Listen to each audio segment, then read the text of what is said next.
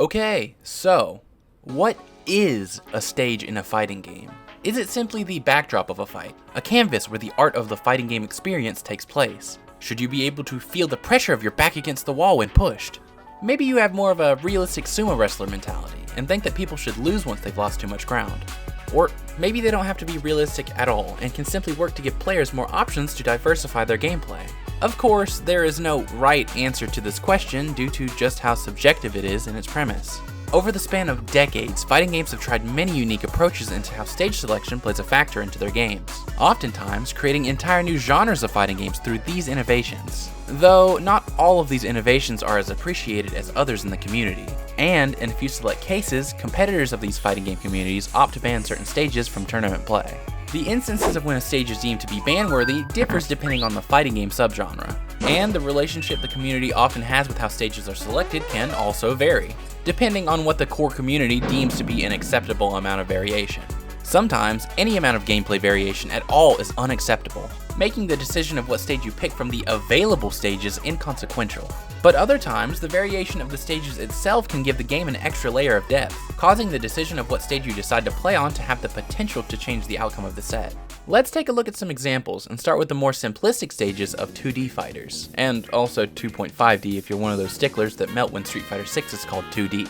One of the first things that you'll notice when deciding on what stage to pick in a 2D fighter is that the stage usually doesn't matter.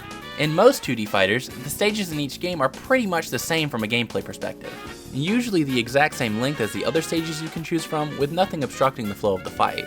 That's not to say that stages in 2D fighters never get restricted from tournament play though. Even though the differences between stages are purely visual, the more ambitious visual distinctions can sometimes result in the combat itself being less visually clear. Whether that be hiding potentially threatening hitboxes, causing motion sickness, tanking frame rate, or just being too damn dark. Funnily enough, there was even a time in Street Fighter V history when a stage being too visually boring got it banned. Due to the prevalence of players picking the training mode stage in brackets, Capcom actually banned it in the official Capcom Cup rule set. Presumably because Capcom wanted to ensure that viewers at home weren't being consistently subjected to the same padded cells that us FGC players belong in. Capcom wanted to provide a much more visually stimulating background for the spectators of matches, and so the training mode stage was banned. This actually did result in pro players being forced to replay sets where they accidentally played on the training mode stage. And there were even a few instances where the results of major sets were changed completely when replayed. Nowadays in Street Fighter 6 though, the stages are selected client-side, meaning that the players can select whatever stage they want and have it show up uniquely on their screen. Funnily enough though, Training Room is still banned for the in-person events of Capcom Cup. I can only assume it's due to the fact that the game capture for Capcom Cup stream is done through local play, where you're unable to change stage selection through another client. Aside from visuals though, Street Fighter has one stage banned in every game that it's been in, that being Vega's stage, Flamenco Tavern, or Balrog or Claw depending on where you're coming from. At first glance, you might not think much of it since it's pretty visually clear. However, with a special input, Vega exclusively can jump on the wall and begin climbing around. After grabbing the wall, he'll randomly move around periodically and can be hit at any time he's on the wall. Honestly, this move kinda sucks, and it's just an extra way to troll your opponents with Vega, but the character-specific variation is enough to get the stage banned. While in most fighting games, special interactables are a one-way ticket to getting a stage banned, that's not always the case. Some games, such as the Mortal Kombat or Injustice series, have special interactables on the stages that can provide new options for your fights. Injustice specifically has a system where characters can do entirely different things with interactables, depending on the type of character you play. These can certainly be a fun way to spice up an otherwise bland stage choice, so long as you're not on the receiving end of it. But typically these innovations in the 2D fighter subgenre are often not remembered too fondly. You could toggle these interactables off, but as far as I could find, most every major tournament for these games would leave them on. Though there was often debate online regarding if they should ever be turned off for tournaments. Flash forward to today, and it looks like the gripes among the community didn't go unnoticed, as the latest entry in the Mortal Kombat series has done away with stage interactables in favor of cameos. Street Fighter and most other 2D fighters don't really have rulings for who gets to pick the stage since it's usually inconsequential. However, games that did have interactables often had a loose guide for stage selection. A standard set would have both players agree on the stage they would start on, or if they couldn't, they'd each select a stage and the game would decide randomly. In games where that wasn't an option, the stage would simply be selected randomly. After the game has been played, the loser of the match picks the next stage. unless the loser decides to swap characters. If the loser swaps characters, the stage is once again chosen at random. Those of you who've thrown a Royal Iron Fist in a tournament or two may recognize that this is the same method of stage selection in a completely different subgenre of fighting game. By adding one more D into the mix, that brings us to the realm of the 3D fighter. This extra dimension allows for a bit more diversity when it comes to designing stage layouts. Unlike 2D fighters, 3D fighters can have any number of shapes and sizes. This is likely due to the extra mobility added by the third dimension, giving you a few more options to maneuver around the edges of the stage.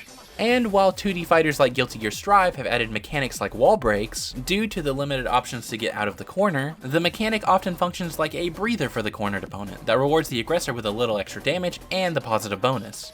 In 3D fighters though, the added maneuverability should in theory help you avoid getting put into those situations in the first place. Because of this, when the opponent does manage to put you in these situations, instead of giving the defender a breather and compensating the aggressor with a little extra damage, the aggressor typically gets a massive reward for hitting the opponent against the wall. Sometimes this can be through devastating combo extensions, and other times through just straight up winning you the round with a ring out. You might think that with the large variety of stage possibilities, and the potential for characters to be stronger or weaker depending on the stage selected, that there would at least be some form of discussion surrounding stage legality due to the sheer amount of variance in character strengths, or at the very least, discussion over the implementation of a stage striking system. We'll talk about that in a little bit, don't worry. But nope, it's pretty much the same as the Injustice series in most every 3D fighter. Random stage first, then the loser gets to pick unless they swap characters. This was honestly a little surprising for me to see for the first time as a platform fighter player. To me, it just seems like there's a lot of character strength variance from stage to stage. From something as simple as characters being better at causing or capitalizing off of stage transitions, all the way to characters obtaining stage-specific death combos. But if you ask most any seasoned Tekken player, the consensus is that the extra damage isn't enough to warrant the implementation of stage strikes. In order for stage bans to even be considered, the stage would have to actively impact the core gameplay, not just provide additional reward for standard gameplay, no matter how high that reward might be. But what about a subgenre whose entire identity is dependent on the stages changing the core gameplay? Not just by providing additional stage options for extensions or pressure, but also by completely changing the way you approach different situations or even how you fight against entire archetypes of characters. That's right, it's finally time to talk about platform fighters. Platform fighters are very different from pretty much any other fighting game out there.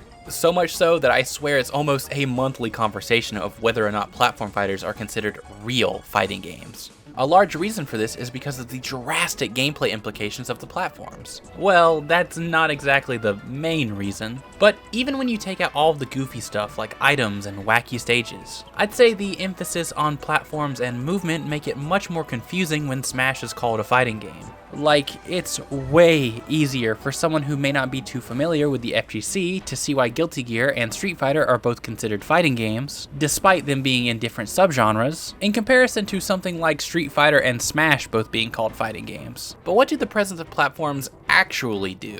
What about their inclusion changes the game at such a fundamental level? Potentially the biggest implication is the impact that they can have surrounding movement. Certain games such as Melee or Rivals of Aether have some especially expressive movement. Mechanics such as wave landing, dash dancing, slide-offs, and much more allow you to be more ambiguous with your positioning, for both offensive and defensive purposes. But even games like Smash Ultimate, with their often regarded sticky platforms, still have players who utilize them to minimize risk in their game plans. When standing on a platform, you often have all the same advantages of being in the air with a newly defined set of disadvantages. Advantages such as requiring the opponent to jump up in order to grab you, effectively making shield a much stronger option, being out of the way of most all grounded attacks, more maneuverability around strong projectile zoning, and access to your landing aerials without needing to telegraph it with a jump first. However, by standing on a platform, you still need to find a way back down to your opponent to actually land any hits. If your opponent is shield happy when you're above them, then you'll need to land first in order to open them up with a grab. An option that would otherwise beat out most reaction times if simply performed by dash grabbing on the ground.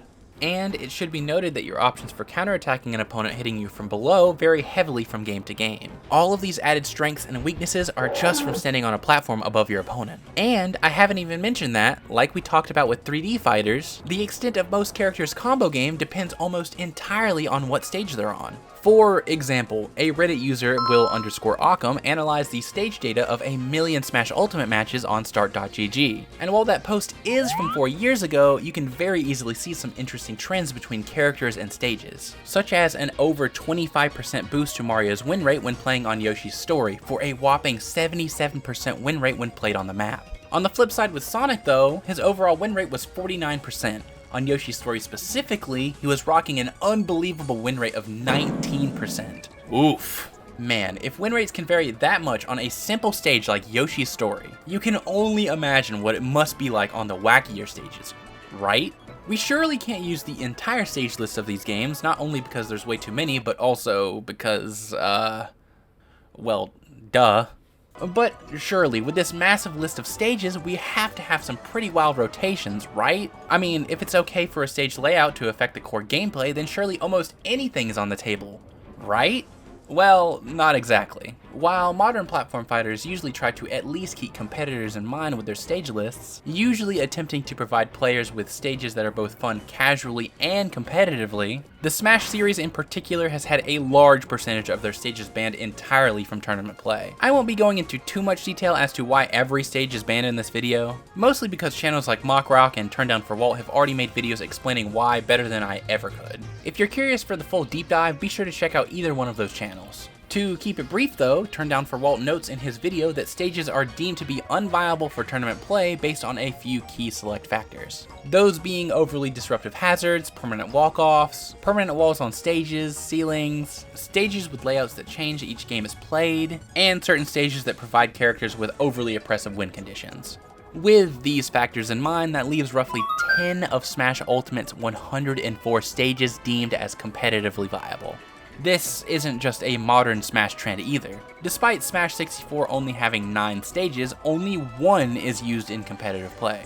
Regardless of how many stages are available though, we've already established that the stage can play a major role in how you play the game and the results of the match. Assuming you're not playing Smash 64, how would someone go about picking a stage in a tournament? As you'd probably imagine, it's complicated. Stage picks are often separated into 2 categories based on how volatile they are: starters and counter picks. Starters are the stages available to be played for the first game of the set, while counter picks can only be picked after the first match is completed. For the first game, you and your opponent would either agree on a starter stage to play on, or if you can't agree, you play a quick game of rock, paper, scissors to decide who gets to make the first ban. The winner of the RPS will then ban 1 stage from the list of starters. Afterwards, the loser bans 1 or 2 depending on the stage list, and then they go back and forth until only 1 starter remains. That last starter being the stage that the first match will be played on. After the first match, the winner bans any 2 of the stages from the full stage list, and the loser gets to pick the next stage to go to from the remaining stages. Some tournaments may also run Dave's Stupid Rule, or DSR, meaning that you cannot go back to a stage you've previously won on in the set. Other tournaments will opt to use Modified Dave's Stupid Rule instead, or MDSR, meaning that you specifically can't go back to the last stage you won on in the set. For example, with DSR in a best of 5, if you won on Battlefield and then Hollow Bastion, you could not choose to go back to either later in the set. Although with MDSR, you could go back to Battlefield, but not Hollow Bastion. Okay, obviously that's a really complicated process just for picking the stage. A process that typically ends at the random button in other fighting games. At most, stage selection in Street Fighter just boils down to picking a stage because you think it looks pretty. So if you're watching this video with a more traditional FGC background, you may be asking yourself, is all of this really necessary? And to that I say, go fight a good Kazuya, Luigi, or Little Mac on Final Destination a few times and then ask yourself. Whether you decide to fight in the streets or smash with your bros, the variety across all cultures of the FGC creates a unique environment that has a niche for just about anyone. If the extra level of power variance on stage selection isn't your thing, 2D fighters can be a great choice to allow you to focus on the interactions between you and your opponent, with these stages just being a set dressing for visual variety. Although there are still some games in the genre that allow you to spice up stage selections, for better or for worse. If you want just enough variance to allow for some extra creativity in combo routes from time to time, or even extra win conditions like ring outs, 3D fighters have you covered. Or if you enjoy the movement, gameplay flexibility, and added options provided by platforms, platform fighters are always a fun path to go down. There really is no wrong answer when it comes to your favorite way to play. But you know, I feel like I'm forgetting to mention something important. Something not necessarily about the stages themselves, but how players might play around the limitations of a stage. Guess you'll have to subscribe to get notified if anything comes up. Maybe even drop a like while you're down there too if you enjoyed the video. But yeah, that's all I got. I'll see you guys in the next video.